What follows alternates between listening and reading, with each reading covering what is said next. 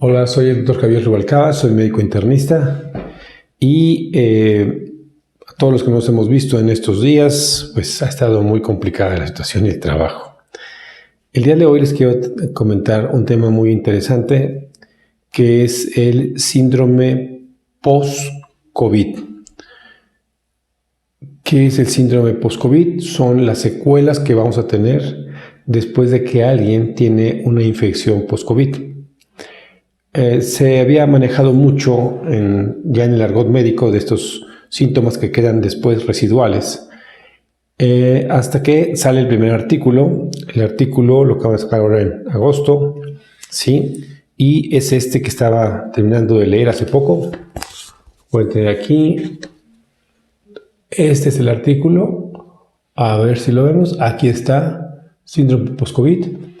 Este artículo lo hicieron en los Países Bajos, junto con Bélgica. Investigaron a personas que habían tenido COVID, no severo, o sea, leve, moderado o severo, pero que no estuvieran en la unidad de cuidados intensivos, que no hayan llegado a la terapia intensiva. Ahorita les explico por qué. Sí, y los interrogaron después de que habían pasado 3 meses de la primoinfección, es decir, tuvieron la infección, ese día lo tomaron como el día, digamos, el 1 de abril, 1 de mayo, 1 de junio, 1 de julio. Entonces le hicieron el interrogatorio para ver cómo se encontraban después de 3 meses y observaron que la cantidad de síntomas que era importante. ¿Sí? Era importante. Fueron más de 2,000 pacientes los que les aplicaban el cuestionario y fue muy interesante. ¿Sí? Entonces, se ve que en el análisis que hacen aquí, el 80% de los pacientes, 80 y tantos por ciento de los pacientes que respondieron en la encuesta, fueron mujeres. Curiosamente fueron mujeres. Los que más se enferman son los hombres. Ahí hay una causa, ¿no? ¿Por qué se enferman los hombres? Pero los que contestaron el cuestionario fueron más mujeres. ¿Sí? Eso llama poderosamente la atención. O sea, que quedan más con síntomas o ellas tienen mayor disposición para contestarlo. ¿Sí? Y de las personas que estaban... Para comenzar, únicamente 13% de las personas después de que les da COVID, solo 13% no tienen ningún síntoma. Ninguno. Pero más de un tercio, es decir, el 32%, tienen 1 o 2 síntomas. Y 55% tienen 3 o más síntomas. Esto es importante. O sea, ¿cuántas secuelas van quedando en los pacientes? ¿Sí? Ellos colocan una gráfica, es una gráfica que viene en el artículo, de cómo estaban los pacientes antes de entrar y cómo estaban al salir del...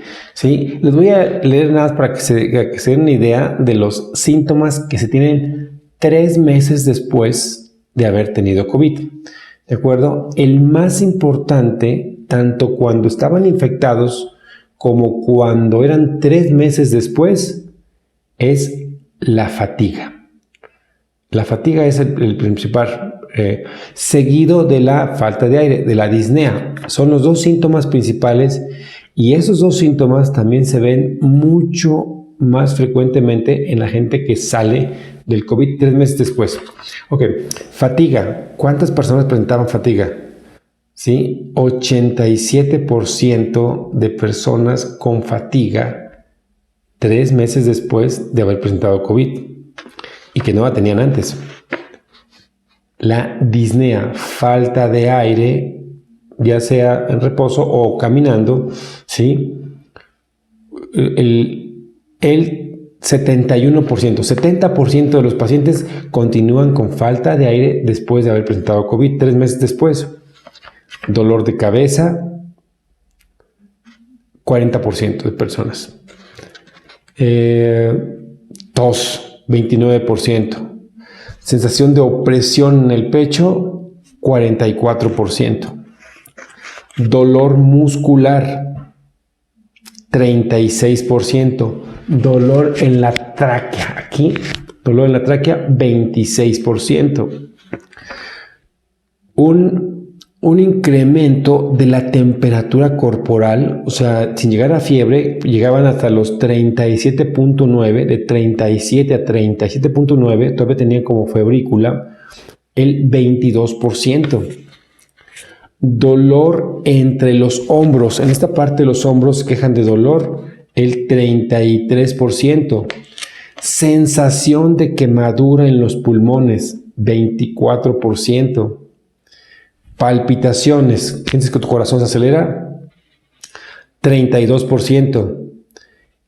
Incremento de la frecuencia cardíaca en reposo, 28%, casi 30%. Mareos o vértigo, 27%. Sensación de quemadura en la tráquea, en la parte de acá, 20%. Estos no fueron pacientes que estuvieron en la unidad de cuidados intensivos ni fueron intubados, no llegaron ahí, fueron hospitalizados, pero no estuvieron en terapia intensiva. Entonces el dolor de aquí es por un efecto del virus. Nariz fría, 18%. Fiebre 3 meses después, que se reporta de manera intermitente, 2%. Ageusia, que es la falta de percibir el sabor de los alimentos. Ageusia, 11%. Diarrea, que queda intermitente, 10%. Anosmia, no perciben los olores, 13%. Dolor articular, 22%. Náusea, 12%. Moco persistente, 18%. Estornudos, 12%. Calores intermitentes como un efluvio, un flush de calor, 13%. Problemas oculares, 12%. Súbita pérdida de peso, 3%. Vómitos, 1%. Un dato curioso son las manchas rojas en los dedos de los pies. ¿Sí? Los dos pies apareció recientemente con COVID, 2%. Y otros, porque se le dejaba una hoja en blanco, le ponían una hoja en blanco así para que dijeran qué otro síntoma. Los otros síntomas que mencionaban son falta de sueño, ansiedad, sudoraciones nocturnas o durante el día. Todos esos síntomas son síntomas post-COVID. Es por el daño que hizo. Y se dice que es porque altera mucho la estructura del miocardio, del corazón, de los nervios que regulan estos sistemas, ¿sí? Otros artículos interesantes que me encontré buscando esto es este, que por ejemplo hay aquí dice fatal fibrosis, una fatal fibrosis en un paciente. Lo iban a operar de algo a este paciente, le hicieron una tomografía para ver si pasaba a una prueba para hacerse una cirugía, y le encontraron que sus pulmones, hicieron tomografía, estaban normales. El paciente se enferma, es un paciente adulto, ¿sí? Es un paciente adulto mayor, y 2 meses después el paciente le da COVID y 2 meses después presenta la fibrosis pulmonar. 80 años. Era una mujer, esa es una mujer que tuvo COVID y a los 2 meses presenta una fibrosis pulmonar, que es un daño muy importante que se ha producido en los pulmones, y sobre todo es lo que más se ve en las personas que tuvieron COVID moderado o grave. Queda cierta restricción. Para que nosotros tengamos la respiración tenemos que meter aire, sacar aire, meter aire, sacar aire, y los pulmones son elásticos, pero cuando llega el COVID y revienta las células, se forman puentes de cicatrices ahí y se ponen acartonados los pulmones. Ya no pueden respirar, ya son más cortas las respiraciones porque se fibrosan. Hay una fibrosis pulmonar, y este paciente le habían hecho, y 2 meses después de que presentó el COVID, presentó la fibrosis pulmonar y falleció por esa misma fibrosis pulmonar. Fue fulminante. Ese artículo también me impresionó por cómo tenía. Es un artículo de la India, igual habla de síndrome post-COVID, habla de los síntomas que acabamos de platicar ahorita. Es lo que es el primer artículo con una carta al editor que salió, ¿sí? Y es otro artículo que también habla sobre por qué por qué agrede más a los hombres el COVID. Y es que una de las proteínas por las cuales se fija el COVID y entra a la célula está ligada a los andrógenos. O sea, los hombres tienen más andrógenos que las mujeres. Entonces, esos andrógenos hacen que el COVID penetre más fácil a la célula. Por eso, los hombres son más afectados que las mujeres. Es una de las causas. Y trataron de investigar porque también hay dentro de los síntomas de post-COVID aparece una pérdida de cabello.